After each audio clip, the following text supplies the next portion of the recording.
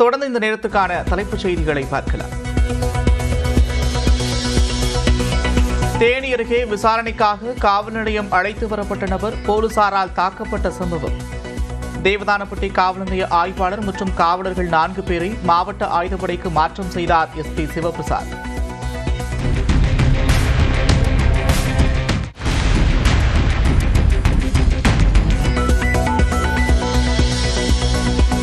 அஜித்குமாரை காவலர்கள் தாக்குவதை வீடியோ எடுத்தவரிடம் மதுரை மாவட்ட நீதிபதி விசாரணை.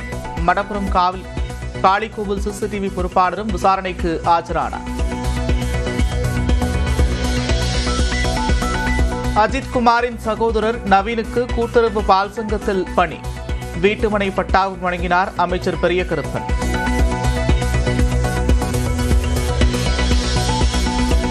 உயிரிழந்த அஜித்குமாரின் குடும்பத்தினரை நேரில் சந்தித்து ஆறுதல் கூறிய அதிமுக முன்னாள் அமைச்சர் RB உதயகுமார். எடப்பாடி பழனிசாமி செல்போனில் தொடர்பு கொண்டு ஆறுதல் தெரிவித்தார்.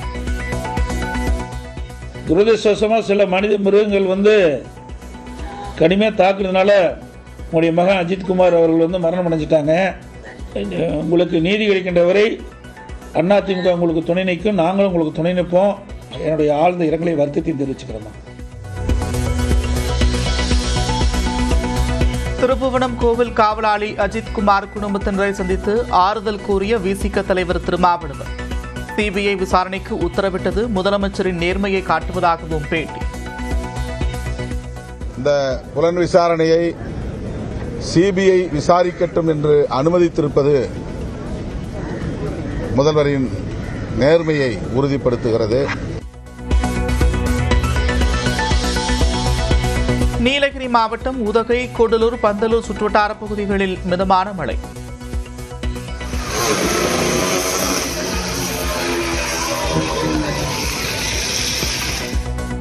கடும் குளிரும் நிலவுவதால் வீடுகளில் முடங்கிய மக்கள்.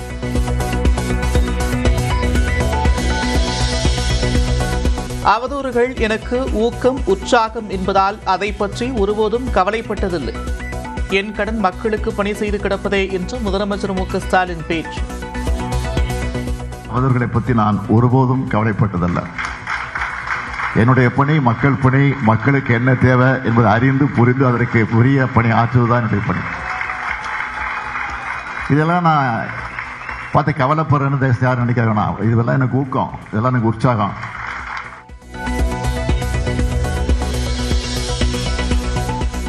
தருமபுரி மாவட்டம் பாப்பிரெட்டிப்பட்டி அரசு மருத்துவமனையில் உள்நோயாளிகளுக்கு 3 வேளையும் உணவு திட்டத்தை தொடங்கி வைத்து உணவை சுவைத்து பார்த்து தரமாக இருப்பதாக கூறிய ஆட்சியர் சதீஷ்.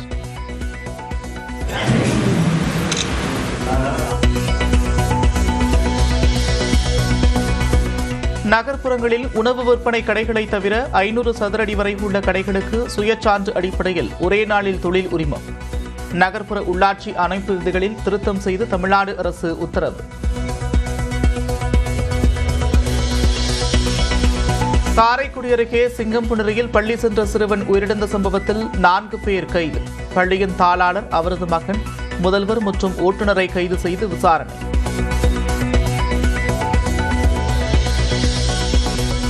குற்றங்களை கண்டுபிடிக்க ஒருவரது தொலைபேசி உரையாடல்கள் தகவல்களை ஒட்டு கேட்க முடியாது. ஒட்டு கேட்பது அந்தரங்க உரிமைக்கு விரோதமானது என்று கூறி உள்துறை அமைச்சக உத்தரவை ரத்து செய்தது உயர்நீதிமன்றம். சிதம்பரம் நடராஜர் கோவிலில் ஆணி திருமஞ்சன தரிசன விழா கோலாகலம். ஆயிரங்கால் மண்டபத்திலிருந்து ஆடியபடியே நடராஜர் சிவகாம சுந்தரி கோவில் கருவறைக்கு சென்றதை பார்த்து ரசித்த பக்தர்கள்.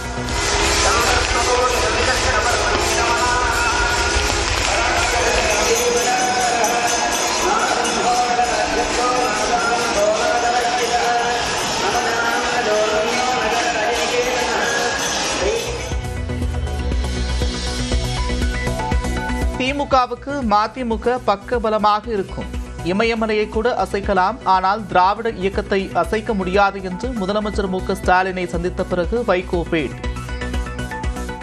இமயமலையை கூட அசைத்து விடலாம், ஆனால் திராவிட இயக்கத்தை தமிழகத்திலே இருந்து யாரும் அசைக்க முடியாது என்ற உணர்வு 18 வயதிலே அண்ணாவுக்கு முன்னர் நான் பேசிய அந்த நாளிலிருந்து திராவிட இயக்க கொள்கைகளும் லட்சியங்களும் தான் என்னுடைய நாடி நரம்புகளிலே ஓடுகிற குருதியோட்டத்தோடு என் இதய துடிப்போடு கலந்த ஒன்றாகும்.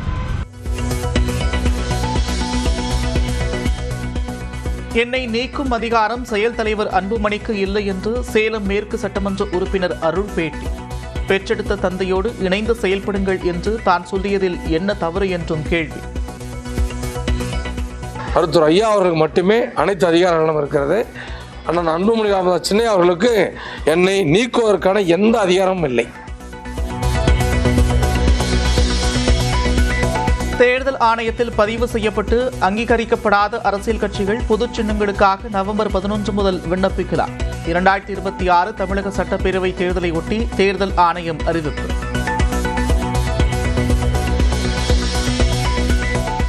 இந்தியாவில் தஞ்சமடைந்துள்ள வங்கதேச முன்னாள் பிரதமர் ஷேக் ஹசீனாவுக்கு 6 மாதம் சிறை. நீதிமன்ற அவமதிப்பு வழக்கில் சர்வதேச குற்றவியல் தீர்ப்பாயம் உத்தரவு. அமெரிக்காவின் கலிபோர்னியாவில் பட்டாசு ஆலை வெடிமருந்து குடோனில் பயங்கர வெடி விபத்து.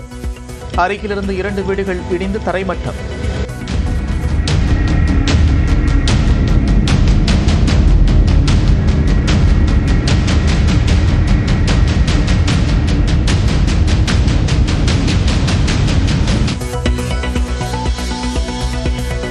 ஆசிய கோப்பை கிரிக்கெட் போட்டி செப்டம்பர் 5ஆம் தேதி தொடங்க வாய்ப்பு.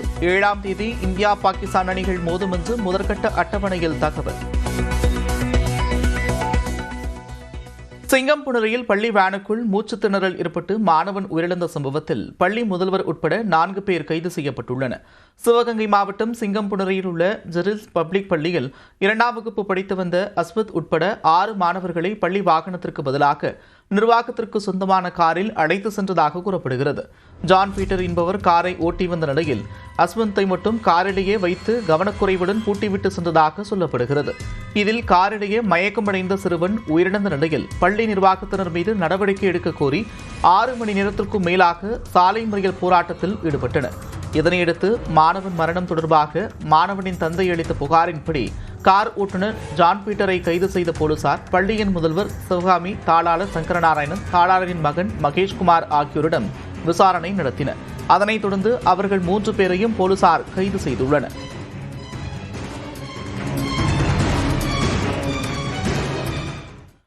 ரயில் ஒன் செயலியை பயன்படுத்துவது எப்படி என்பது குறித்து வரைகலை வடிவில் விளக்குகிறார் சிறப்பு செய்தியாளர் சிவரஞ்சனி. ரயில் பயணம் தொடர்பான பல்வேறு சேவைகளுக்கு இதுவரைக்கும் நாம வெவ்வேறு ஆப்களை பயன்படுத்தி வந்திருப்போம். இப்போ எல்லாமே ஒரே ஆப்ல கிடைக்க போகுது. அதுதான் ரயில் ஒன். இப்போ இது பயனர்களோட பயன்பாட்டுக்கு வந்துடுச்சு. இந்த ஆப்பை பொறுத்த வரைக்கும் நீங்க ஆப் ஸ்டோர் இல்லைன்னா பிளே ஸ்டோர்ல ரயில் ஒன்னை ஸ்பேஸ் இல்லாம டைப் பண்ணி டவுன்லோட் பண்ணிக்கலாம். டவுன்லோட் பண்ண உடனேவே உங்களுடைய லாகின் கேட்கும். ஏற்கனவே உங்ககிட்ட ஐஆர்சிடிசியில் லாகின் இருக்கு அப்படின்னா அதையே நீங்க இதுக்கும் பயன்படுத்திக்க முடியும். இல்லை புதுசாகவும் கிரியேட் பண்ணிக்கலாம். கெஸ்ட் லாகினும் இருக்கு. அதில் ஃபோன் நம்பர் மட்டும் நீங்கள் போட்டு யூஸ் பண்ணிக்கலாம். ஆனால் அதில் நிறைய ஆப்ஷன்ஸ் அவைலபிளாக இருக்காது.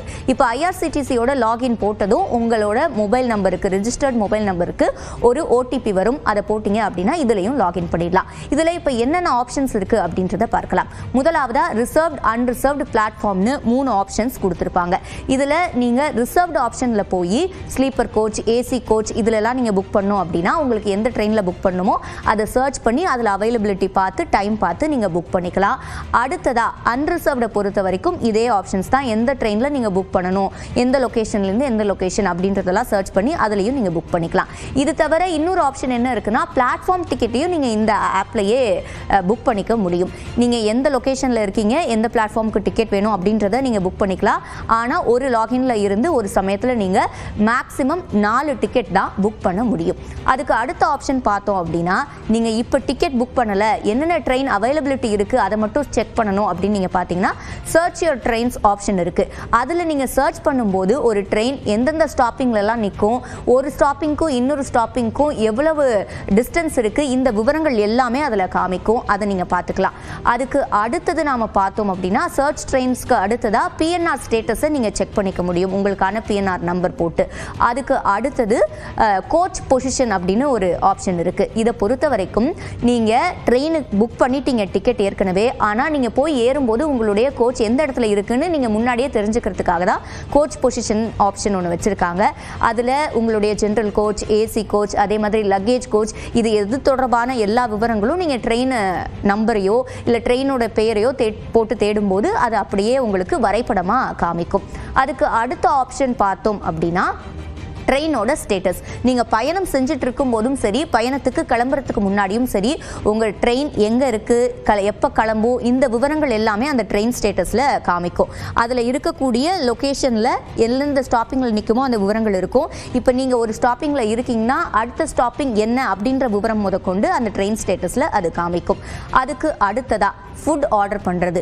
உங்கள் டிக்கெட்டுக்குன்னு தனியாக ஒரு PNR நம்பர் இருக்கும். அந்த நம்பரை போட்டால் தான் நீங்கள் அந்த ஆப்ஷனை ஆக்சஸ் பண்ண முடியும். அதில் உங்களுக்கு நிறைய ஃபுட் ஆப்ஷன்ஸ் கொடுப்பாங்க. உங்களுடைய அடுத்த ஸ்டாப்பிங் எதுவோ இல்லை எந்த ஸ்டாப்பிங்கில் உங்களுக்கு ஃபுட் வேணும்னு நினைக்கிறீங்களோ அதை செலக்ட் பண்ணி நீங்கள் இதை பே பண்ணி வாங்கிக்கலாம். அங்கே வந்து உங்களுக்கு ஃபுட் கொடுக்கப்பட்டுரும். இதில் ஆச்சரியமான விஷயம் என்னென்னா நிறைய ஃபுட்ஸ் இதில் கிடைக்குது. பீஸா உள்பட நிறைய வகையான ஆப்ஷன்ஸ் உங்களுக்கு இதில் இருக்குது.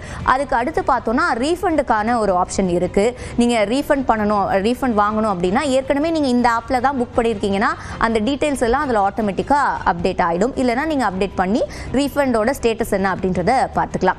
இது தவிர ரயில் மாதாத் அப்படின்னு ஒரு ஆப்ஷன் இருக்குது. இது எதுக்காக அப்படின்னா நீங்கள் ரயில்வே துறை தொடர்பாக ஏதாவது புகார் அளிக்கணும் அப்படின்னு விருப்பப்பட்டீங்கன்னா இந்த ஆப்ஷனை பயன்படுத்திக்கலாம். அதில் நீங்கள் பேசி அந்த புகாரை ரிஜிஸ்டர் பண்ணுற மாதிரியான ஆப்ஷன்ஸும் இருக்குது. இது ஒரு சிறப்பம்சம் அப்படின்னு சொல்லலாம். அதுக்கு அடுத்ததாக ஃபீட்பேக். இந்த ரயில் பயணம் தொடர்பான ஃபீட்பேக்ஸை நீங்கள் கொடுக்கலாம். அதே மாதிரி இந்த ஆப் தொடர்பான ஃபீட்பேக்ஸையும் இதில் நீங்கள் கொடுக்க முடியும். இதுதான் இந்த ரயில் ஒன் ஆப் உடைய மொத்த சேவைகள்.